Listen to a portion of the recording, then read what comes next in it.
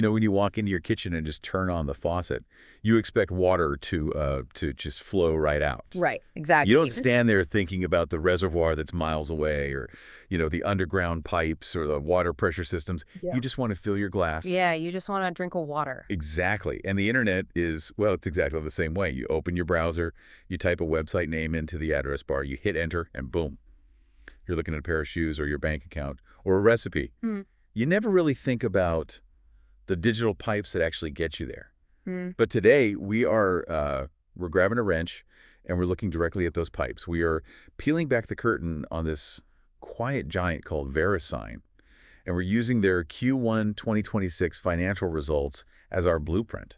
And we have a really revealing stack of primary sources for this one. I mean, our mission today is built around Verisign's official Form 10Q filed on the SEC's EDGAR database, which, if you don't know, is essentially the government's massive digital public library for corporate financial records. Right. The official stuff. Exactly. And we're pairing that with the transcript from their Q1 2026 earnings conference call and their official earnings press release, all of which hit the wire on April 23, 2026. So the mission for you listening today is to really understand how this massive piece of invisible infrastructure actually operates, like how it generates an unbelievable amount of cash, and what its latest quarter reveals about the shifting habits of the entire digital economy, because whether you realize it or not, your daily digital life runs through their servers. Okay. Let's unpack this. So to really understand Verisign, you first have to understand the fundamental architecture of the internet and really the sheer scale at which this company operates. They are essentially the ultimate guardians of the .com and .net domains. So whenever you try to reach a website ending in one of those two extensions, Verisign systems are the switchboard. Right, they route you. Yeah, they take that human-readable name you just typed and they translate it into the specific string of numbers, the IP address, that computers actually use to find each other across the globe. I always used to think of them as like a giant air traffic control system. Yeah. But reading through these sources, it really is more like they maintain the master digital phone book for the entire planet. Yeah, that's a great way to put it. And the volume of lookups in this phone book is, honestly, it's almost difficult to wrap your head around.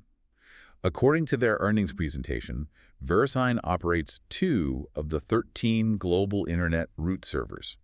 Just to pause on that for a second. Yeah. Out of the entire planet, there are only 13 of these primary directory authorities. Yep, just 13. And this one single company controls 2 of them. What's fascinating here is how that concentration of authority translates into daily operational volume. Because they run those root servers, they are processing nearly 600 billion authoritative name server transactions every single day. Wait, 600 billion. 600 billion. Let's just do the math on that for a second, because 600 billion is one of those numbers that just loses all meaning. Oh, absolutely. That is roughly 7 million requests happening every single second. I just said this sentence. Verisign directed tens of millions of people to their digital destinations. And they are doing it flawlessly. I mean, handling 7 million requests a second is an engineering marvel in itself, but doing it without dropping a single connection, that is staggering. The sources highlight that Verisign has an unparalleled 28-year track record of 100% uninterrupted resolution for the .com and .net domains. 28 years. I mean, think about that. That means since the late 90s, through the chaotic .com bubble, Right. through multiple global financial crises, and through countless cyber attacks. Yeah. I was looking at the notes on security, specifically DDoS events where hackers essentially try to crash a system by flooding the digital pipes with a massive wave of fake traffic. Verisign absorbs all of that, and their core resolution service has literally never gone down. Never. And the broader economy completely depends on that flawless track record. Right. We are not just talking about, the convenience of buying those shoes online. Right. We are talking about the backbone of global commerce, the infrastructure supporting remote work, financial trading platforms, educational portals, and critical healthcare systems. I mean, if Verisign's resolution services went offline for even an hour, the modern economy would experience a chaotic blackout. Wow. The internet would effectively just lose its map. So they have achieved operational perfection of the ultimate invisible utility. Mm-hmm. But if that utility is functioning perfectly, it creates something incredibly valuable, which is trust. Absolutely. And that trust translates into some seriously prime digital real estate, because every one of those .com and .net names is essentially a plot of land that someone is renting. And looking at the sheer size of this digital continent in Q1 2026, The numbers are just massive. They ended the quarter with 176.1 million .com and .net domain names in their base. Yeah, and that represents a 3.7% increase year over year. The new registrations are moving at a very fast clip. I mean, they processed 11.5 million new domain registrations just in the first 3 months of the year. Just in Q1. Exactly, which is a significant jump from the 10.1 million they processed in the exact same quarter last year. So more people are claiming their piece of the internet. But what really caught my eye in the 10Q filing was the specific catalyst behind this surge.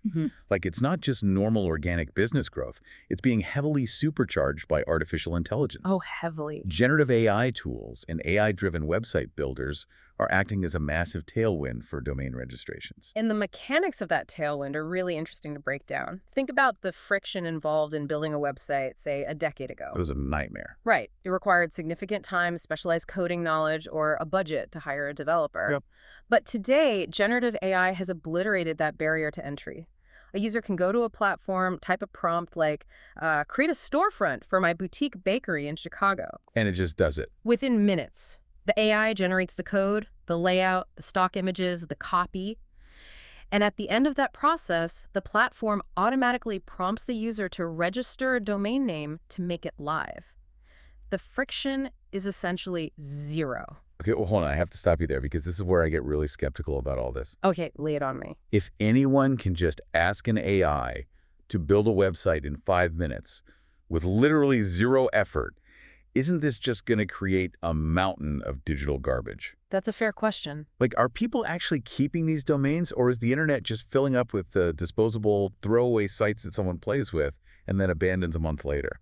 That skepticism is entirely warranted. I mean, if this AI boom is just generating disposable spam sites, Verisign's long-term business model would be built on a very fragile bubble. Right. So to see if the foundation is solid, we have to look past the new registrations and focus on the renewal rate. And the data from the sources actually gives us a very clear answer. Okay, what is it? The preliminary renewal rate for Q1 2026 is sitting at 76.3%.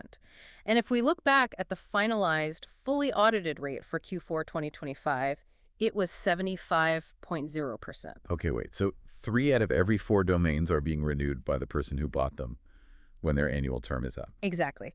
That sticky retention is the key takeaway here. It proves that roughly 3/4 of this digital real estate is retained by users year after year. Wow. People are building things they actually value, or, they're holding on to names they believe have long-term worth. The data suggests this isn't just a temporary AI fad creating a mirage of fake websites. It's a structural expansion of the internet that is holding its ground. That's wild. I mean, if 76% of your customers are locked in and renewing every single year, and AI is adding 11.5 million new users to the pile in a single quarter, that retention must be creating an absolute fortress of a balance sheet. Oh, it really is. Let's look at the actual Q1 financial performance, because the money flowing through the system is eye-watering. Revenue for the quarter was $428.9 million. Their operating income was $293.6 million. Excellent. And they generated $265 million in free cash flow. And to put that free cash flow into context, that is the pure, usable cash left over after Verisign has paid all its operating expenses, kept the root servers humming, paid its staff, and maintained that 100% uptime. All the bills are paid. All the bills are paid, and they're left with a massive pile of unencumbered cash.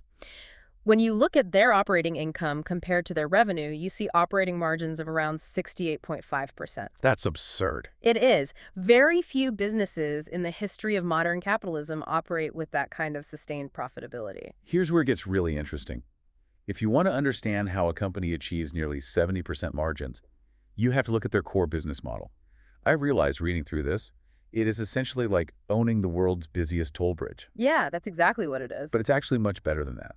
It's a toll bridge where the government has signed a contract explicitly telling you exactly when and by how much you're guaranteed to raise the toll. Yes.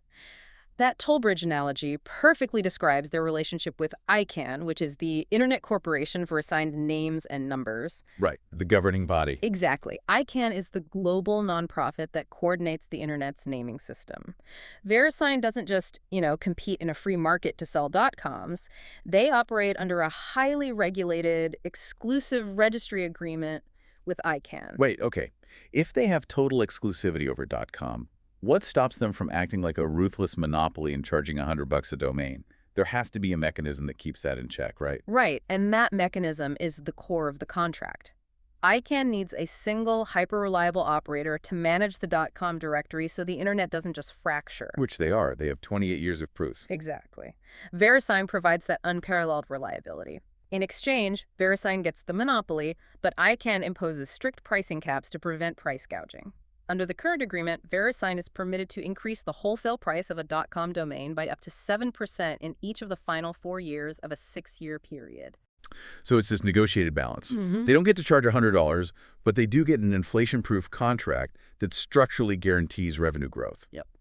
And we got breaking news on this exact mechanism during the Q1 earnings call. We did. Verisign announced they are indeed pulling that lever. They are officially increasing the wholesale fee for .com domains from $10.26 to $10.97, and that goes into effect on November 1st, 2026. Okay, just think about the mechanics of this business for a second. You have an asset that costs you almost $0 to reproduce. Generating a new domain is literally just creating a new database entry. Right. You have 176 million of these entries in your database. Your customers renew them 76% of the time because it's their core business identity.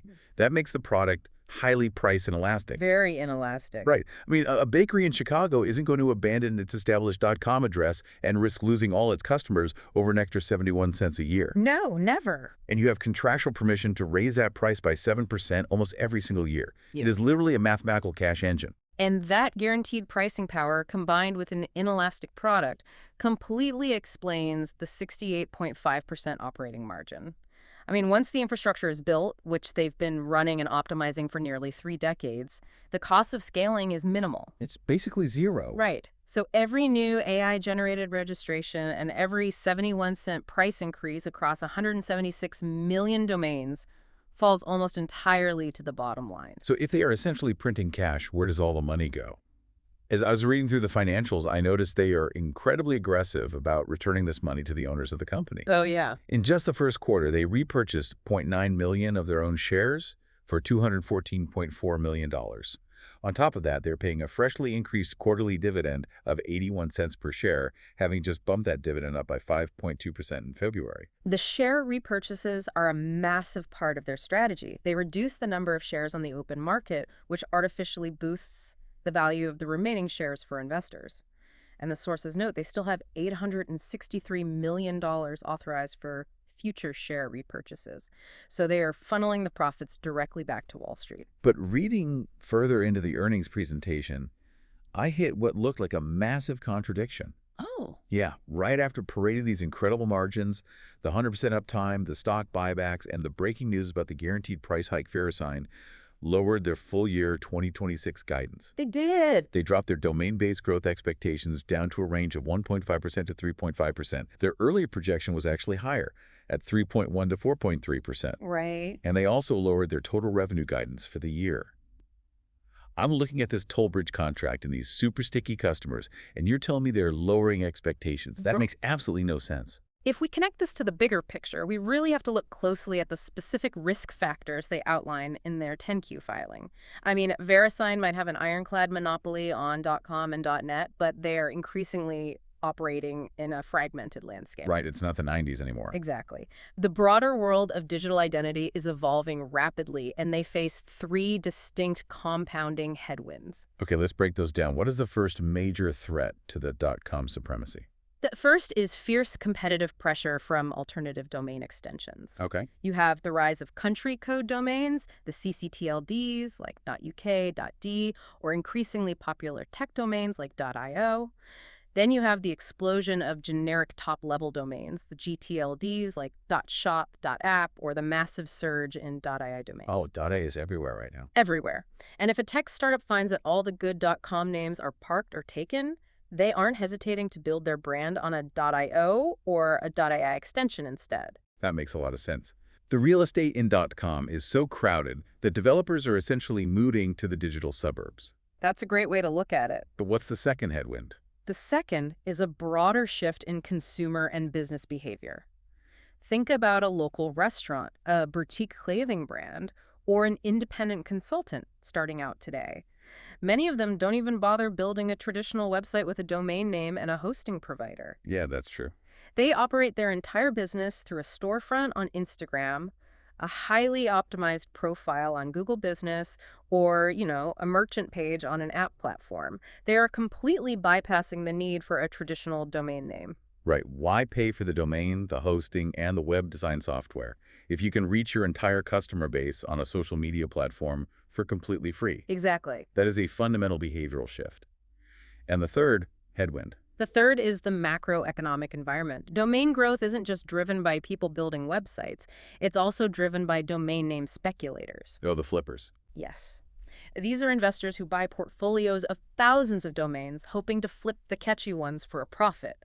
But when the global economy tightens, inflation rises, or interest rates remain high, these speculators pull back. They prune their portfolios and just choose not to renew thousands of fringe domains. Ah, I see. So while Verisign's financial engine is incredibly powerful, the terrain it is driving over is getting noticeably rougher. So what does this all mean? Let's bring this right back to you listening right now. The next time you type .com into your browser and hit enter, realize that you are not just navigating the web. You're interacting with a highly profitable 28-year-old digital institution that handles 7 million requests a second without even breaking a sweat. It's incredible. It's a fascinating look at a company currently surfing an AI-driven wave of new website creation while aggressively defending its guaranteed pricing power against the very real shifting global habits of how we actually use the internet. And the balance between that monopolistic pricing power and the natural evolution of technology is the real story here. And exploring how AI changes website creation actually brings up an even more profound question for the future. Okay, what's that? Well, the sources clearly show that generative AI is helping humans build more websites and register more .coms today. But let's look 5 or 10 years down the road. Okay. As AI agents and voice assistants increasingly navigate the web for us behind the scenes, fetching our data, ordering our groceries, or booking our flights, they don't care about branding. Oh, wow. Right. Will human-readable domain names like a catchy.com remain the most valuable real estate on the internet? Oh, that is a wild thought to leave on. I mean, if my AI assistant is the one silently talking to the restaurant server to place my order, it doesn't care if the URL is an expensive .com or just a random string of numbers on a decentralized network. Exactly. If humans gradually stop manually typing addresses into browser bars, will the very concept of a URL eventually become obsolete? It's a paradigm shift that the invisible plumbing of the internet may have to reckon with much sooner than we think. From the invisible water pipes of the physical world to the invisible digital switchboards of our future AI assistants. Thank you so much for joining us on this deep dive. Keep questioning the invisible systems that power your world, and we'll catch you next time.